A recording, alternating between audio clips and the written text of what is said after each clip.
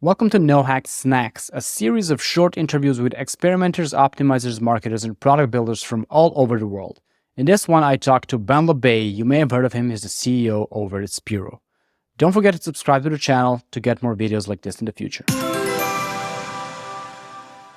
Ben, I have a question for you. Why is employer brand so important?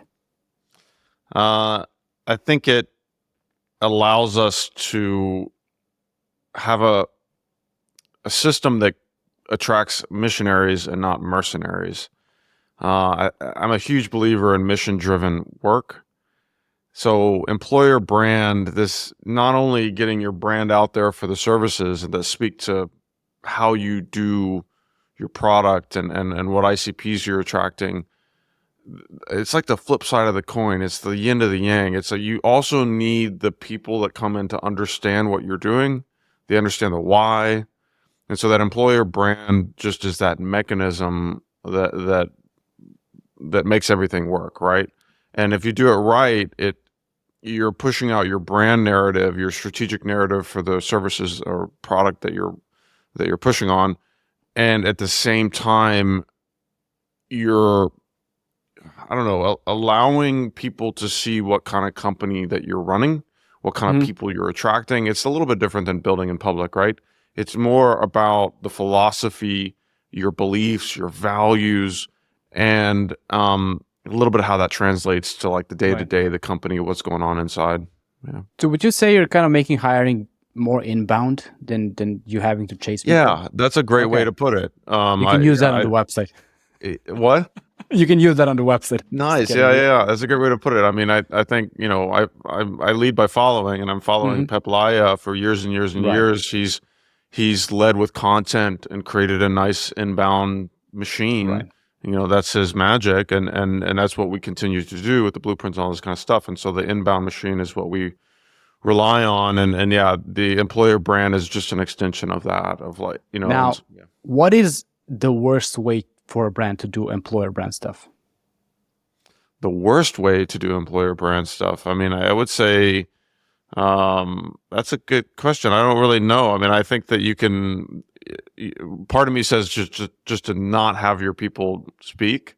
I've met someone recently that the company was actively dissuading their employers from posting on LinkedIn, for example. They did not like that. They did not want that. And so I mean, the worst way to do it is to prevent kind of that chatter from your employers, kind of employees and teams speaking and stuff like that. So that's a great answer. So basically, employer brand, that's not your LinkedIn page and the post it has. It goes way, way beyond that. Like or does it?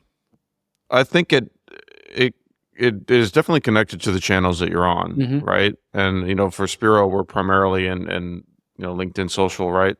And so it's that, but going back to a couple of years ago, the dark social thing. So the Slack communities and not whatever channels that you're playing in, right? And your people are playing in. So you don't dissuade from that. Where there are maybe some of our team is in the Women of Experimentation Slack community, right? And how they speak about us there. And there's local communities as well. We talked about Johnny recently, and he's spoken to my whole team and knows that really, how we work, how I work through the team, right? And speaking with them. And so it starts at kind of the billboards that get out there because of the posts, but then the little conversations, it trickles down to those little conversations on the side. Right. So it's not just the company page. That's what I mean. It's what the employees are doing. How does that work? Like, do you have like in-house training for what the employees should be doing on social? Should the company help them? What's the ideal scenario? Yeah. So we don't push it a lot. I know some organizations that will greatly incentivize it and quite, push it. And I think that there's a little bit of, I would say like an ecosystem approach where when you're posting a new job and hiring, you're also like, I posted on LinkedIn and I do a post like, hey, I'm hiring for this position. So I'm going to naturally attract the people that read that post. People that read that post are going to be in the environment, right? And then internally, in our Slack channel for Spiro, we're pushing out content all the time. I'm monitoring it. I'm like, hey, devs, like, check out this cool, thing that, Microsoft Clarity is doing this week. And I'm constantly pushing into like, what features are we playing with on our side, and asking questions. And something comes in, I'm like, that would be cool for the newsletter, and I tag it. And there's like a little bit of a systems approach there internally. And then there's high fives for posting that on LinkedIn, like, and not peer pressure, but the positive side of the peer pressure, Right. just kind of positive reinforcement for getting something out there, publishing a cool post that speaks to services, publishing a blog post that you can hang your hat on, that's a nice piece of writing, stuff like that. But it's about a system where the employees kind of do this naturally and not in a forced way. I think that's probably the most important part here. I think it's like a platform approach, if you will. So how can we make it easy for this to be natural and organic and feel right and be authentic? When I created that blueprint system, all the blueprints, when we first started pushing that out, I've got a nice like procedural way in ClickUp, with our task management system. Step 1, step 2, step 3. It's not an SOP. It's not like a document that you read. It's really like where you actually perform the task. It tells you what to do. And ask a question, think of like a real quick mock-up visual, tag a designer, and then go back and forth a little bit, and then add some use cases, just step 1, step 2, step 3. And then we started to do a show and tell internally on like weekly meetings on like, here's a new one, here's a new one, here's a new one. And then people started to see it. And then it was easy. Yep. It was just step 1, step 2, step 3. And then there's the platform that allows people to come in.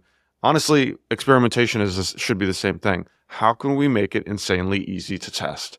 How can we make it easy to post on social? How can we make it easy to whatever, fill in the blank? That should be our job as experimenters, to really create the cultures that we're after. And that's my soundbite for this episode, by the way. Nice. It should be easy to do. One last question. When is the next EXL meetup? Oh, the next EXL meetup, January 30th in Rio and Sao Paulo, simultaneous events. It's our first time to do that, which is going to be fun. So simultaneously in different kind of bar, pub venues in Sao Paulo and Rio. There's 50 or 60 folks registered in each of the cities, all somewhat related to the experimentation industry. We've got like Lucia is going to be there, Carlos is going to be there, Sabina, Thales from our team, and current and ex Spiro folks. VWO is kind of kindly sponsoring it for us, as well as the Ciro Brazil group, which is a big community down there already. Yeah. So that should be a good party. That is absolutely amazing. Thank you, Ben.